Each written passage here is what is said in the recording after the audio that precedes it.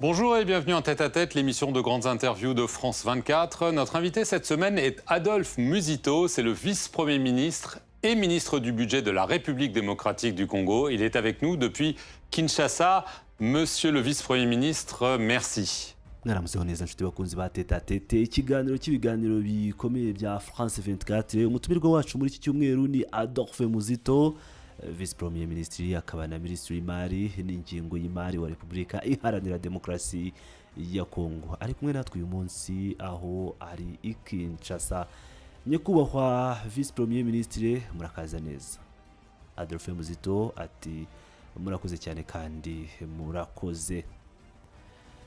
Ngo hashize ukwezi kumwe gusa Donald Trump yayoboye ku mugaragaro i Washington isinywa ry'amasezerano y'amahoro afatwa nk'ayamateka hagati ya Felix Tshisekedi na Paul Kagame, ariko ku butaka imirwanire cyakomeje hagati y'igisirikare cya leta ya Kongo FARDC n'umutwe w'inyeshyamba wa AFC M23 ushyikiwe n'u Rwanda, cyane cyane mu nkengero z'umujyi w'ingirakamaro wa Uvira mu ntara ya Kivu y'Amajyepfo. Ubuyobozi bwa Trump bwasabye ko ingabo z'u Rwanda zikurwa ku butaka bwa Repubulika ya Demokarasi ya Kongo. Kuri mwe u Rwanda rurimo gukora ibisabwa kugira ngo aya masezerano ashyirwe mu bikorwa cyangwa se ntibirimo kuba? Adolphe Musito ati kugeza ubu u Rwanda rurimo gukora ibisabwa kugira ngo aya masezerano yubahirizwe. Twebwe ntituri abapfapfa. Perezida wa Repubulika yashatse kugaragariza umuryango mpuzamahanga ubushake bwa Repubulika ya Demokarasi ya Kongo bwo gusoza burundu iyi ntambara. Niyo mpamvu yakoze ingendo nyinshi za diplomasi. Twahisemo inzira ya diplomasi ariko ntituri abapfapfa.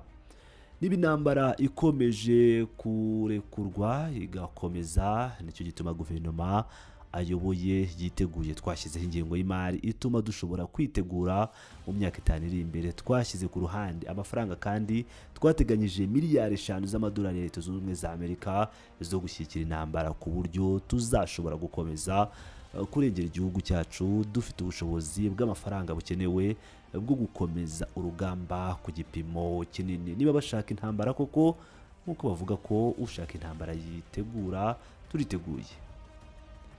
Umunyamakuru yakomeje agira ati tugaruke ku bibazo by'ingengo y'imari. Ni ukuri ariko AFC M23 igenzura ubuso bunini cyane bw'igihugu, bunini kurusha ubwigeze kugenzurwa n'imitwe y'inyeshyamba muri Repubulika ya Demokarasi ya Kongo kuva mu myaka 1990 n'ibihumbi 2000. Niba izi nyeshyamba zifashe icyemezo cyo kwagura imirwano zijya mu majyepfo, ni ukuvuga mu karere gakize cyane ku mabuye y'agaciro ya Katanga, nimubona ko hari ibyago bikomeye byo guhungabanya igihugu. Minisitiri ati twashyize umukono kuri aya masezerano kugira ngo twebwe n'u Rwanda dusubire mu nzira y'amahoro, ariko niba u Rwanda rwanze kubyumva natwe twiteguye by'ukuri. Nk'uko nabibabwiye, dufite ubushobozi bwo gutera inkunga intambara. Twagaragaje ko twiteguye gutunganya no gukomeza kubaka igisirikare cyacu kugira ngo kibashe kubyitwaramo, bityo rero u Rwanda ruzahura n'ingaruka z'ibikorwa byarwo biva ku gihugu cyacu. Umunyamakuru yakomeje agira ati hari ayo masezerano y'amahoro ariko biragaragara ko adatera imbere, ariko hariho n'andi masezerano yerekeye umutungo kamere n'amabuye y'agaciro. Hari amasezerano hagati ya Washington, u Rwanda na Kongo, ndetse hari n'andi masezerano hagati ya Kongo na Leta Zunze Ubumwe za Amerika. Ubuyobozi bwa Trump burashaka kumenya neza uko amabuye y'agaciro, amabuye adasanzwe azacukurwa no gukoreshwa. Hari ibanga rikomeye cyane riri muri aya masezerano. Kuki mutavuga neza ibikubiye muri aya masezerano? Kuki adatangazwa ku mugaragaro? Minisitiri ati ku rwego rw'amasezerano twagumye ku mahame rusange. Vuba aha twumvikanye n'abanyamerika ko tuzamenya no gusobanura imishinga nyirizina izashyirwamo imbaraga. Ku bw'iyo mishinga tuzakusanya no gushaka inkunga ikenewe iturutse mu bafatanyabikorwa bacu bo hanze, cyane cyane abanyamerika. Ubu hari itsinda riri gukora rishinzwe kumenya ibyihutirwa. Ntekereza ko bidatinze bizatangazwa ku mugaragaro. Umunyamakuru ati kuko hari amakuru avuga ko hari urutonde rw'abantu rw'ahantu hazacukurwa amabuye y'agaciro ku isonga n'ibigo by'abanyamerika. Ese ni ukuvuga ko muzahitamo umutungo hanyuma mukabwira abanyamerika muti mukoreshe mwebwe mbere? Minisitiri ati oya siko bimeze na gato. Twebwe dufite gahunda, dufite umushinga usobanutse, turimo gusuzuma agaciro nyakuri k'ayo mabuye y'agaciro kandi dushaka ubufatanye bushingiye ku nyungu zihuriweho. Yego dushaka ubufatanye n'ibigo by'abanyamerika ariko si bo bonyine, n'ibigo by'i Burayi n'abandi bose. Kuki bitashoboka? Umunyamakuru ati ariko iyo urebye Donald Trump urugero muri Venezuela avuga ku mugaragaro kandi atabihisha ko icyo ashaka ari umutungo wa Venezuela cyane cyane peteroli. Nibyo bituma umuntu ashobora gutekereza ko no kuri Repubulika ya Demokarasi ya Kongo ashobora kuba ashaka umutungo w'igihugu atari byanze bikunze. Ubufatanye bwunguka impande zombi, win-win, ahubwo ubufatanye bumwungukira we wenyine.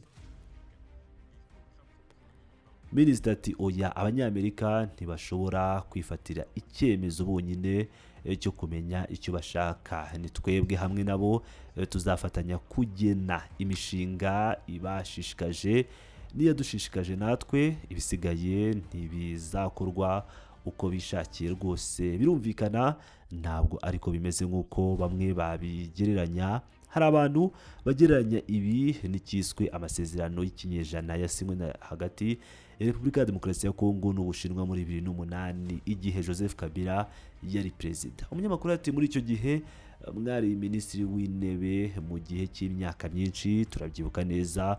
Repubulika ya Demokarasi ya Kongo yahaye Ubushinwa amabuye y'agaciro mu rwego rwo kubaka ibikorwa remezo. Dukurikije abasesenguzi benshi n'igenzura amaudite yakozwe bigaragaza ko Ubushinwa ari bwo bwungukiye cyane muri iki gikorwa kurusha Repubulika ya Demokarasi ya Kongo. Ese nimubona ko hari ibyago byo kongera kugwa muri uwo mutego nyakubahwa minisitiri? Minisitiri ati oya, turi mu byago nk'ibyo. Icya mbere ku bijyanye na gahunda y'amasezerano n'Ubushinwa, twasinye amasezerano ashobora gusubirwamo no kuvugururwa kandi nibyo biri gukorwa kugira ngo hakosorwe amakosa yabayeho. Ariko ku bijyanye n'abanyamerika amasezerano nyirizina ntarashyirwaho umukono. Ibyabaye kugeza ubu ni amahitamo n'ibitekerezo by'ibanze byatanzwe. Ubu tugiye kwinjira mu cyiciro gikurikira. Bazabanza gusuzuma no kugena agaciro nyakuri k'umutungo, hamenyekane amabuye ari aho, imishinga ishoboka, hanyuma tubyemeze hamwe. Nk'uko nabivuze, amahame arumvikana neza. Niki buri ruhande ruzazana? Abanyamerika bazazana iki? Imari, ikoranabuhanga, ubumenyi. Natwe tuzazana iki? Umutungo kamere, ubutaka, amahirwe y'ishoramari. Hanyuma se twebwe tuzungukiramo iki? Icyo dushyira imbere ni ugushyira agaciro k'umutungo wacu binyuze mu mishinga y'ibikorwa remezo twifuza gushyira mu bikorwa. Iyo mishinga twifuza gushyira mu bikorwa kandi by'umwihariko dufite n'amikoro yacu bwite mu ngengo y'imari ya leta. Bityo rero ntabwo bizaba ari ugusahura umutungo wa Kongo. Abagiye Kongo bafite uburambe buhagije muri ibi bintu by'amasezerano mpuzamahanga. Tuzifashisha amasomo twigiye ku masezerano n'Ubushinwa kugira ngo dutegure neza kandi tunonosore imishinga tuzagirana n'abanyamerika mu bucukuzi bw'umutungo wacu. Umunyamakuru ati muri minisitiri w'ingengo y'imari twamaze no kuvuga gato kuri iyo ngingo. Hari ingingo y'imari yatowe, ingengo y'imari yatowe igera hafi kuri miliyari 17 z'amadolari y'Amerika. Bikaba ari izamuka rikomeye ugereranyije n'iryari risanzwe. Iyi ngengo y'imari yose igera hafi kuri miliyari 22 z'amadolari.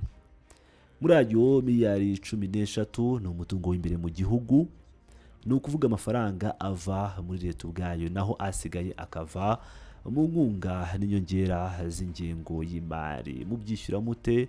Muvana he ayo mafaranga?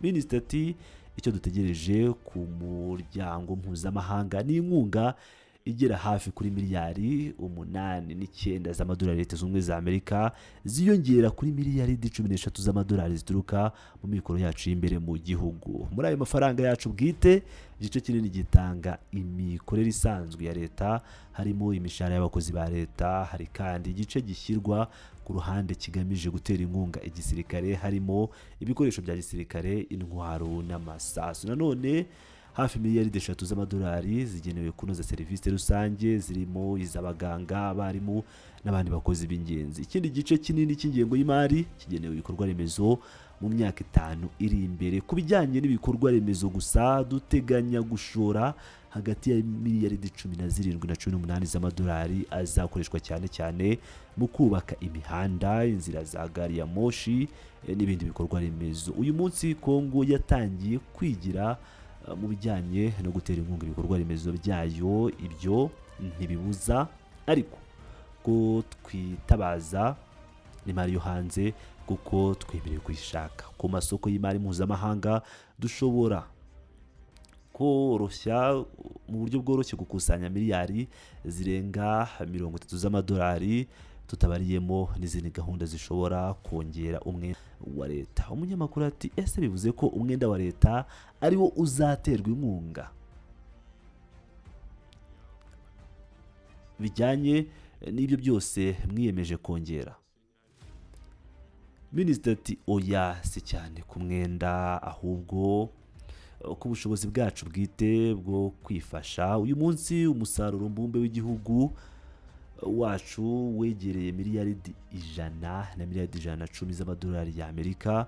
Dufite igipimo cy'imisoro pression fiscale kiri hagati ya 13 na 14% kandi dufite amahirwe yo kukizamura nubwo kiri hasi cyane ugereranyije n'impuzandengo ya Afurika. Ibi bizadufasha kubona amafaranga ahagije yo gutera inkunga ibikorwa remezo no gushyigikira intambara mu gihe bikenewe. Mu myaka 5 iri imbere dushobora kugaragaza miliyari 5 z'amadolari zo gutera inkunga intambara mu gihe amahoro yaba adashobotse, ariko turacyashimangira ko dushyira imbere amahoro. Perezida wa Repubulika na Minisitiri w'Intebe barimo gukora cyane ku rwego mpuzamahanga mu buryo bwa diplomasi kugira ngo ikibazo cy'iburasirazuba bwa Kongo gikemurwe mu mahoro. Turi gufungura amarembo y'ubufatanye mu bucukuzi bw'amabuye ya Kongo, bw'umutungo wa Kongo. Nitubona impamvu u Rwanda rutashobora kugira uruhare mu bucukuzi bw'umutungo wa Kongo. Igihe cyose hubahirizwa uruhare rwa buri wese kandi hakubahirizwa ubusugire n'ubwigenge bwa Repubulika Iharanira Demokarasi ya Kongo. Niba dukorana n'Abanyamerika, kuki tutakorana n'igihugu cya Afurika, urugero u Rwanda? Icy'ingenzi ni uko ubufatanye bwubahiriza amategeko, inyungu zihuriweho n'ubusugire bw'igihugu nibyo yego.